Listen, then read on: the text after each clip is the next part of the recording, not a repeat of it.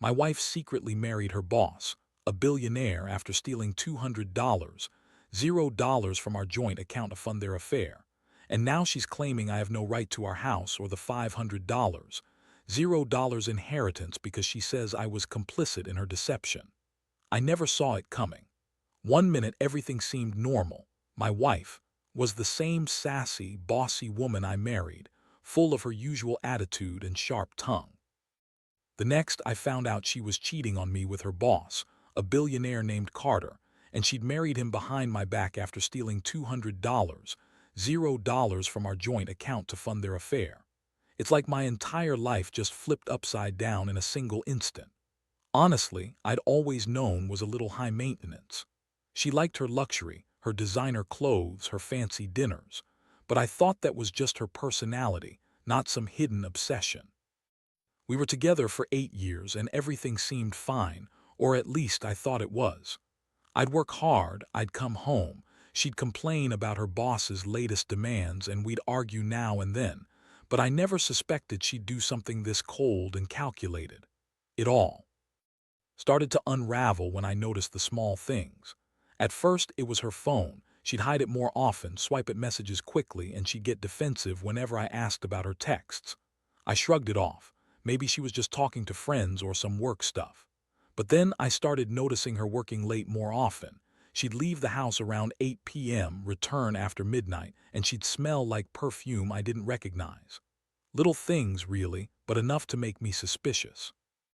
The real shocker came when I decided to check our joint bank account after she left for work one morning. I'd been suspicious for a while, something about her behavior, the late nights, the secretive phone calls. I logged in and my jaw dropped.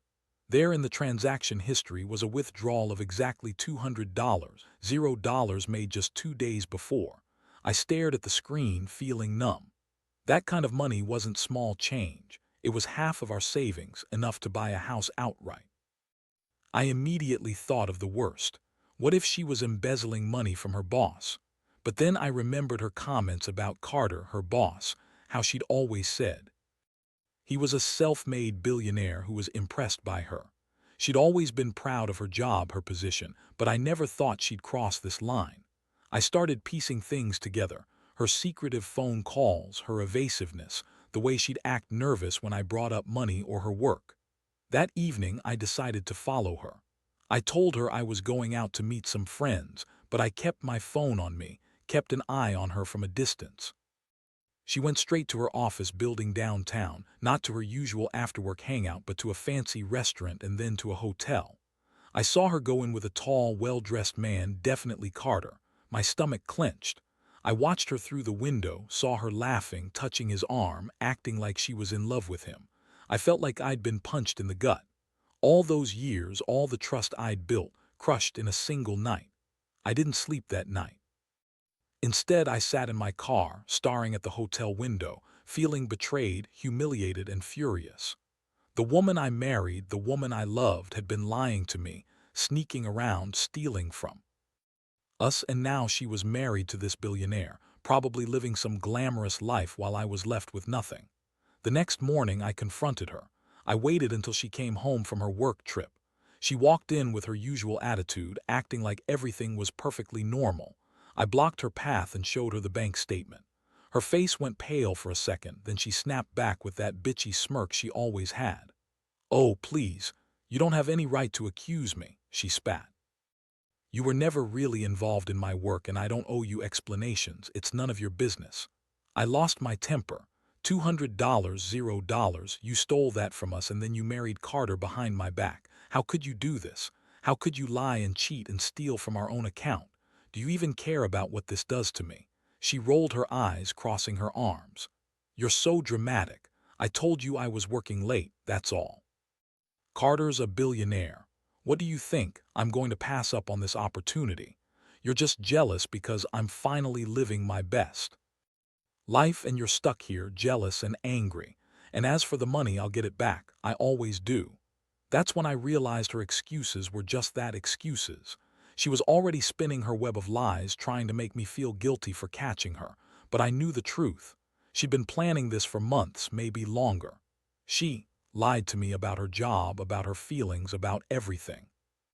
And now she was claiming I was complicit because I didn't stop her or because I didn't see what she was doing. I felt sick.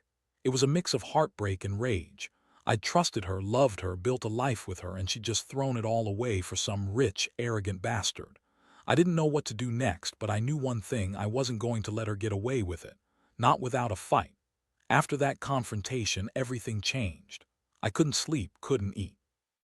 My mind kept circling around her lies, the money she stole, and her bizarre insistence that I was somehow involved. I started digging into her phone, her emails, anything I could find. I needed to know just how deep this rabbit hole went. What I uncovered was worse than I imagined. Had been planning this for months, maybe longer. There were emails from Carter, full of flirtatious messages, business talk, and plans for their life together. She'd even been setting up a secret bank account in her boss's name, funneling money into it under the guise of business expenses. I found receipts for luxury hotels, designer clothes, and even a private jet charter, all paid with the stolen money. The biggest blow came when I discovered she'd already married Carter in a quick, secret ceremony.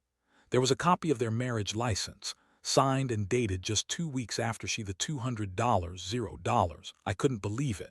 My wife, the woman I thought I knew, had gone from being a bossy, bitchy wife to a full-blown adulteress married to a billionaire. And she had the nerve to say I was complicit in her deception. I felt my blood boil.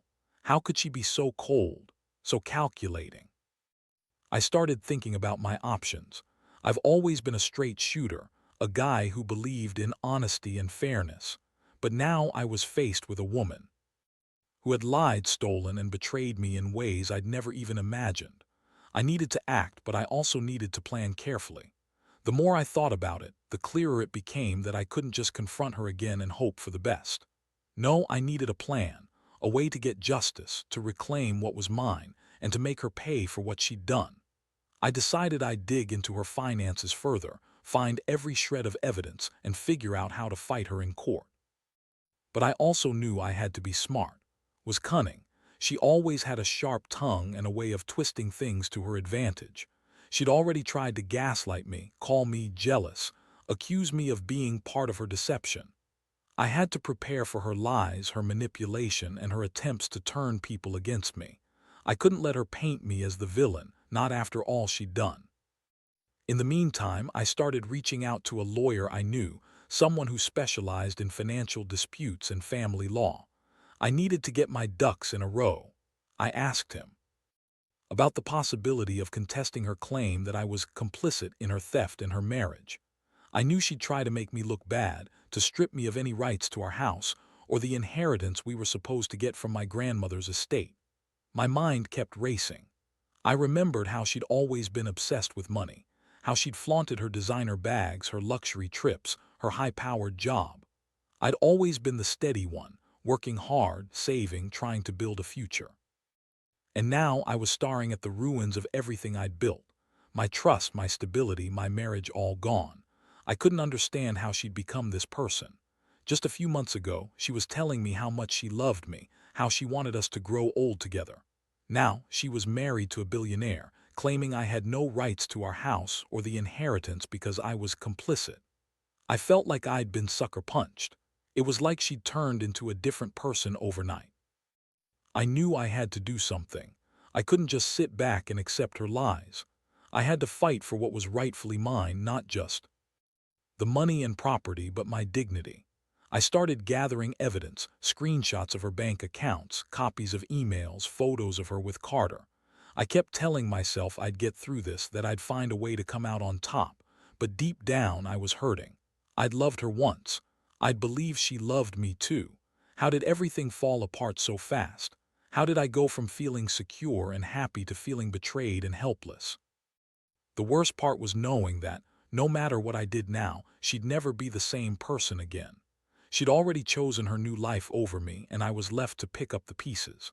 I kept telling myself I'd be okay, that I'd find justice.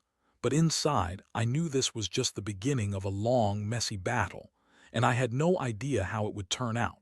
I spent the next few days in a fog of anger and disbelief. Every time I thought about lies, her secret marriage to Carter, the stolen money, my stomach clenched. I couldn't believe I'd been so blind. I always thought she was just a bit bitchy, a little demanding, but I never thought she'd go this far. Stealing from us, lying for months, then marrying a billionaire behind my back. It was like a bad movie I couldn't wake up from. I decided I needed to confront her again, but this time with a clear plan. I wanted answers, real answers. I set up a meeting at a quiet near her office, telling her I just wanted to talk to clear the air. She showed up looking her usual smirk, her designer sunglasses perched on her nose, her heels clicking on the pavement. I could see the flicker of annoyance in her eyes when she saw I was serious. "You really don't get it, do you?" I started, voice steady but cold. "You think you can lie, cheat, steal, and marry Carter without consequences? You're not just a cheat, you're a thief and a liar. That money you stole from us, that's my future, our house, our savings, everything we worked for. How do you justify that?" She rolled her eyes, crossing her arms. "Look, I don't have to justify anything to you. You're just mad because I finally got what I deserve. Carter's going to give me everything I want, and honestly, I don't care what you think anymore. You're just some guy who couldn't keep his wife happy. I was bored and Carter's a billionaire. That's what matters." Her words hit me like a punch. I felt my fists clenched, but I kept my composure. "You think this is about money? You think I care about the inheritance or the house? No, it's about respect. It's about loyalty. And you threw all that away for a quick fling with some rich asshole. You don't even love him, you're just using him to get what you want. And I'm supposed to sit here and accept that." She scoffed. "Love, please, that's a fairy tale. Carter's got billions. I got tired of your paycheck and your dead-end job. I wanted a real life and he's giving it to me. You're just jealous because you're not man enough to give me what I need. Besides, I told you I was working late. What more do you want?" I looked at her, feeling a mixture of rage and sadness. "I want my money back. I want our house, and I want the truth. You think you can just walk away, marry a billionaire, and leave me with nothing? Not happening. I'm going to fight for what's mine, and I'll make sure everyone knows what you really are." She rolled her eyes again, scoffing. "You really think you can threaten me? I've got Carter's money, his lawyers, his power. You're nothing but a little man with a broken heart. You're too late. I've already moved on, and I don't care what you do now." That was the moment I realized I couldn't reason with her anymore. She was completely deluded, convinced she was untouchable now. I knew I had to escalate to get legal help to protect what was rightfully mine. I pulled out my phone, handed her a copy of the bank statement with the stolen money, and said, "This is just the beginning. I'm going to get everything back, and I'm going to make sure you're held accountable for what you did to us." She scoffed again, turned on her heel, and walked away, her heels echoing down the street. I watched her go, feeling utterly defeated but also more determined than ever. I had no idea what the next step was, but I knew. I couldn't let her get away with this, not without a fight. That night, I reached out to a lawyer I'd found online who specialized in financial crimes and divorce disputes. We set up a consultation for the very next day. I knew this wasn't just about money anymore. It was about justice, about making her understand that she couldn't just steal from us and walk away. I was done being the victim. From now on, I was fighting back. As I sat alone in my apartment that evening, staring at the photo of us from happier times, I felt an overwhelming sense of loss. I'd loved, believed in us, built a future. And now I was faced with a woman who had become a stranger, cold, manipulative, and utterly selfish. I wondered how I'd ever trust again, how I'd rebuild what was broken. But I knew one thing: I wasn't going down without a fight. Not this time. The next morning, I met with the lawyer Mark, a sharp guy in his late 40s with a no-nonsense attitude. I laid everything out: the stolen money, her secret marriage to Carter, her attempts to gaslight me into thinking I was complicit, and her blatant lies about working late. Mark listened carefully, taking notes, asking questions about the timeline, the bank accounts, the inheritance. He told me I had a solid case to contest her claim that I was involved in the theft or the marriage. Legally, I had rights to the house and the inheritance, especially since the money was taken from our joint account. The fact that she married Carter secretly was a huge red flag, and her attempt to turn the situation around as if I was at fault made things even clearer. Mark assured me that, with proper legal action, I could get a court to freeze her assets and prevent her from claiming the inheritance or the house until everything was sorted out. I felt a flicker of hope for the first time since I found out. Maybe I wasn't completely screwed. Maybe I could fight back and get some justice for what she'd done. Mark explained the process: filing for a legal separation, freezing her accounts, subpoenaing her emails, and gathering all evidence of her deception.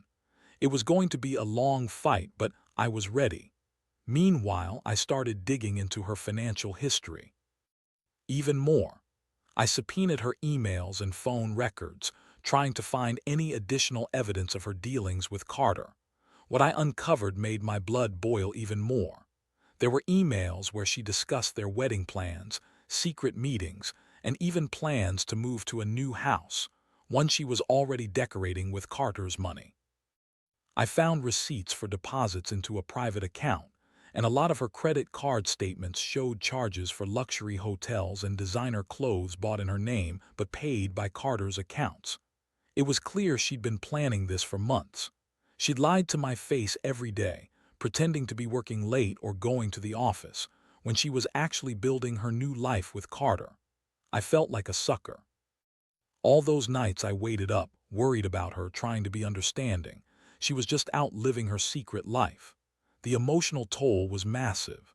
I kept oscillating between fury and sadness. How could she do this? How could she betray everything we'd built, our trust, our future? I kept replaying every argument, every sign I missed, every time she'd brushed me off when I asked about her late nights or her phone. The worst part was the feeling of utter betrayal, like I was the last to know, the last to understand how deeply she'd lied. But I refused to let her win.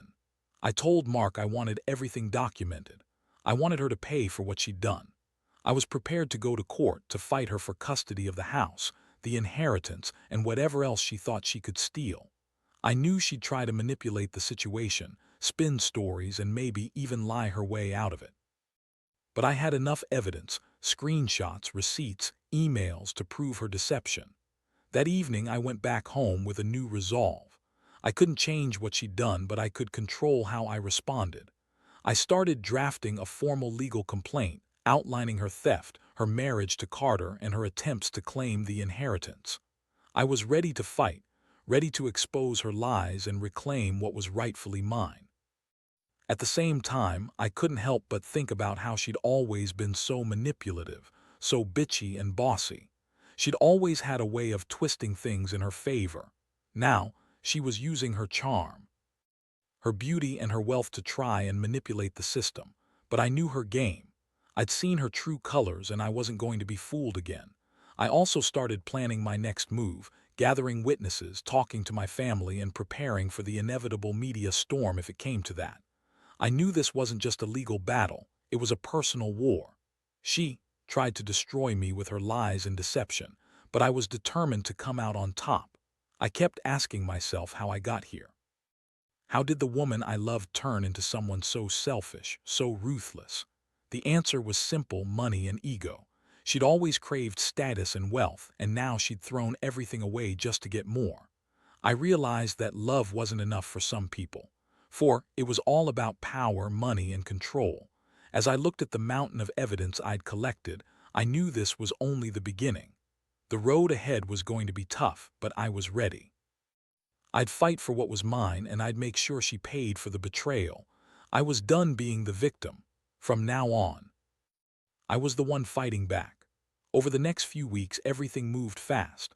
Mark filed the paperwork to contest her claims and froze her assets. She was furious, of course, claiming I was trying to ruin her, but the evidence was solid. I knew she'd spin her web of lies, flip the story around, but I had enough proof to back myself up.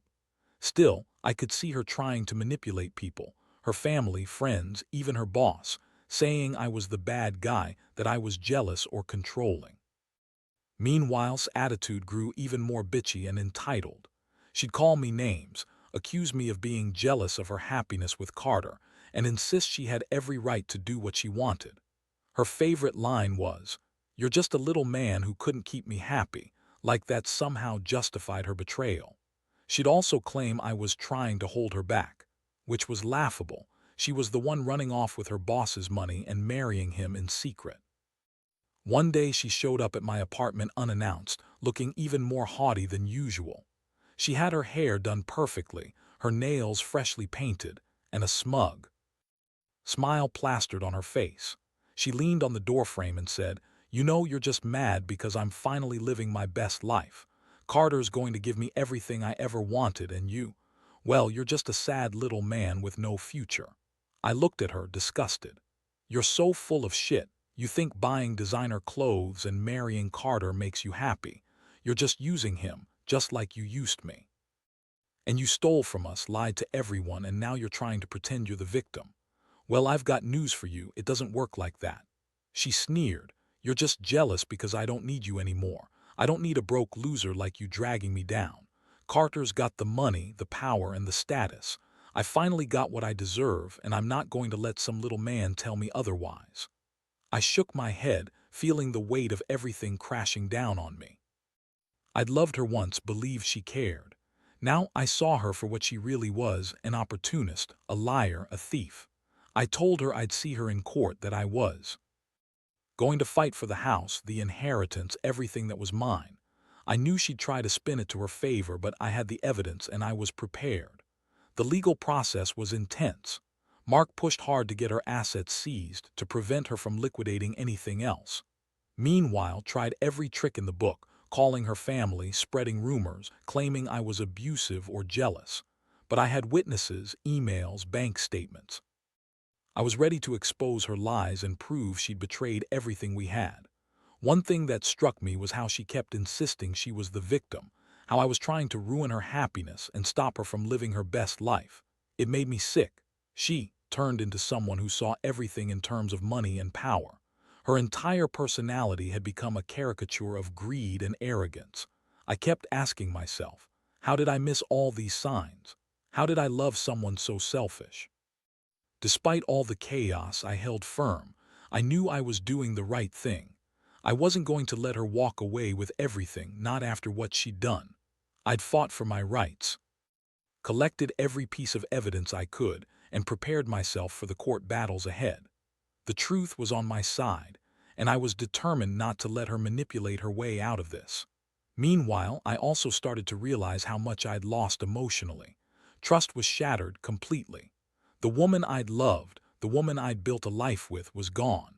Instead, I was left with a cold, calculating stranger who'd used me as a stepping stone to her new life. It hurt more than I could say, but I knew I had to keep moving forward. That night, I looked at the photos of our wedding, our happy moments. I realized I was holding on to memories that no longer existed. It was time to let go, to rebuild myself. I promised I wouldn't let her take everything, my dignity, my future, my peace. I'd come out of this stronger, even if it took years. And I'd make sure she paid for her lies, her theft, and her betrayal. I owed her nothing anymore. The only thing I owed myself was justice. The final court hearing was a whirlwind. Showed up with her high-priced lawyer trying to spin her stories about how I was a controlling, jealous husband who was trying to sabotage her happiness. She had her tears ready, her fake concern, her usual bitchy smirk. But I had the evidence, screenshots, bank statements, emails, and I was ready to lay everything bare. When the judge asked about the stolen money, I presented the proof that she'd withdrawn $200, $0 from our joint account, then married Carter in secret. I explained how she'd been planning this for months, secretly building her new life while pretending to be committed to me. I pointed out her attempts to claim the inheritance, how she tried to assert that I was complicit, when in fact I had zero involvement in her schemes.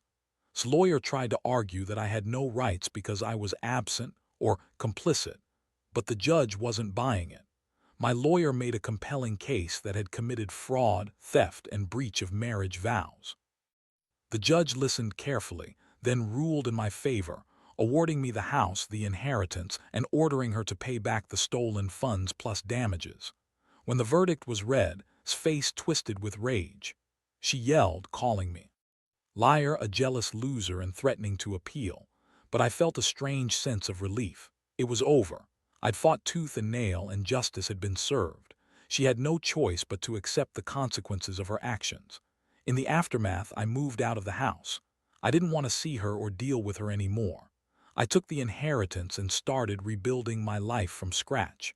It wasn't easy, trust was broken, and but I was determined to heal. I cut all contact with, blocking her on every platform. I wanted nothing to do with her lies and manipulation.